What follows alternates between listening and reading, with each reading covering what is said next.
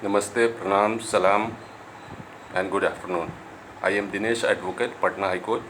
I am making this video at a time when I should not be making it. I am in mourning. There has been a bereavement in my family. My mother passed away about 10 days ago. But the occasion is such, the compulsion I strongly feel is such that I have been left with no choice but to make this video and talk to you. The reason is, firstly, that the Honorable Supreme Court Collegium, in its meeting held on the 17th of August, that is the 17th of last month, has created history by rejecting all 23 names, 15 from the bar and 8 from the lower judiciary, recommended by the Patna High Court Collegium last August for their elevation as judges of Patna High Court. I was the one who was leading the protests last year. I was the one who filed the writ petition in the High Court, and then again I was the one who took up the matter before the Honorable Supreme Court as well. I lost on the judicial side, but I have won in the end. The reason why the Honorable Supreme Court of India has created history by rejecting all the names, all 23 names, in spite of the fact that there is a vacancy of 30 names on the bench of Patna High Court. Firstly, there was naked casteism, naked cronyism, and unrestrained cronyism. Nepotism, cronyism, and casteism is what was there in the list. There were out of a total of 15 names from the bar, there were 6 men from the caste community, 3 from the Bhumihar community, 3 were Brahmins, and there was no OBC in a state where the OBCs and the SC, STs and minorities together constitute nearly 85% of the population. No OBC, no SC, no ST. And then there was somebody who was a close relative of the Chief Justice of India. I dare say Justice Sharad Arvind Bobde. Archana Palkar Khopre is a bhanji of Justice Bobde, and her name had been recommended by the Patna High Court Collegium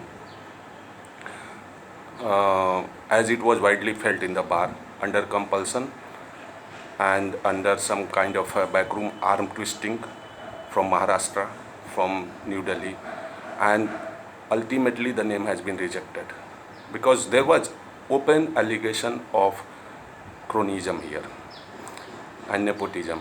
Then there was another woman candidate who had practiced in Delhi High Court for 17 years, and the Delhi High Court had not taken notice of her, and she came to Patna. The High Court Collegium recommended her name because she happened to be a fellow caste woman of the then Chief Justice, Justice Sahi. Then there was another name, Sandeep Kumar Shahi. He had openly abused and insulted Justice Akhilesh Chandra of Patna High Court in courtroom number 22 in the year 2012, and he had been convicted of contempt of court by the then Chief Justice, Honorable Justice Rekha Manohar Doshi. In spite of that fact, Justice Sahi had recommended his name because he was a Bhumihar, just like Justice Sahi. Then there was another Bhumihar candidate, Manish Kumar, whose name had been recommended by Justice Sahi and his brothers in the collegium, in spite of the fact that he had once assaulted a lawyer in broad daylight on the premises of Patna High Court, and there was a complaint against him before the Bar Council. Then there was somebody who was related to one of the members of the collegium. He was Amit Pawan. He was practicing in the Supreme Court of India, and the daughter of one of the members of the High Court Collegium was practicing as a junior in Amit Pawan's office. So these are some of the profiles of some of the candidates. Then among the judicial officers, there was a man named K.K. Tripathi, the former district judge of Patna High Court. He was the former district judge of Patna District Court. K.K. Tripathi was a man who was presiding over an empire of bribery. His empire of bribery was exposed by two different news channels, Aaj Tak, the Hindi news channel, and Republic TV, in a sting operation where most of the judicial officers who were patronizing the empire of bribery were from the Brahmin community, and this whole expose exposed not just corruption in the lower judiciary but also an element of casteism in this whole game of bribery and corruption. So for all these reasons, and there was another man who was the district judge of certain Mr. Misra, who was the district judge of Purnia. His name had been recommended by the High Court Collegium last August, despite the fact that there had been no appraisal of his judicial decisions. Judgment appraisal of judicial officers is mandatory under the MOP, but Justice Sahi had decided to ignore all those norms. So for all these reasons, as I have given examples, the Supreme Court Collegium has rejected all the names and has created history. This is a history, but this is an inglorious history for Patna High Court. And especially, this is a slap on the face of everyone.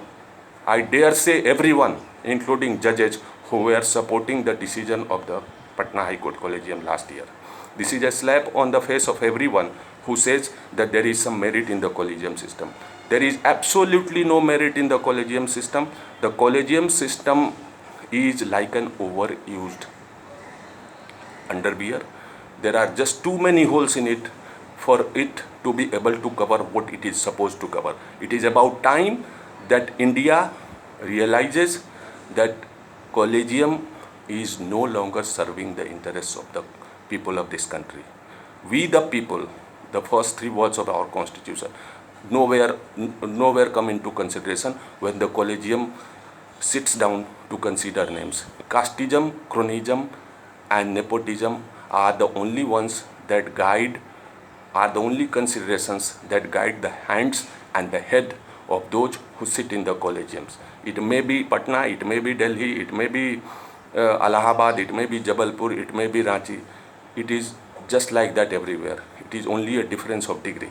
So I thank each one of the advocates of Patna High Court who supported me last year, who had the courage to come out just like me, and many of them came with me to burn the list, to burn the effigy of the casteist. The most dangerous casteist in the world is Mr. Ravi Shankar Prasad, the Law Minister of India, who had blackmailed the then Chief Justice Mr. Sahi to recommend 6 names from his community, in spite of the fact that almost all the names, at least 5 of the 6 names, were of incompetent people.